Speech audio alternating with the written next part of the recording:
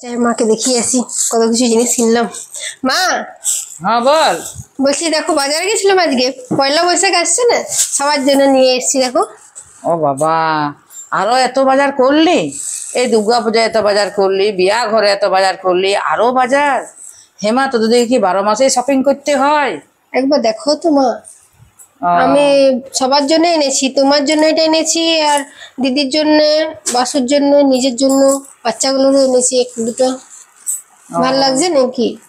না ভালোই আছে জিনিসগুলা, এমন লয় যে খারাপ আছে, ভালোই আছে। তো হেমা, 12 মাসে কি বাজার করবি বল?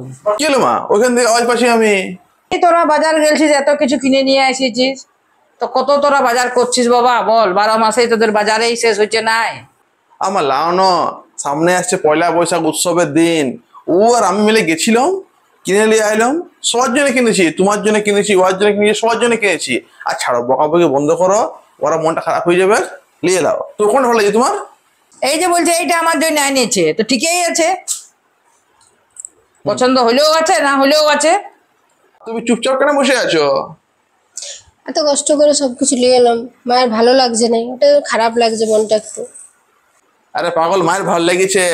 আমরা এত বড় জিনিস কিনলাম না, ওটাই আর কি মায়ের খারাপ লাগছে যে ভাই এত টাকা তোরা খরচা কেন করছিস, কিছু সেভিংস করতে হবে না। যাও যাও যাও যাও, সামনে পয়লা বৈশাখ আছে, যাও নিজে রান্না করে যাও।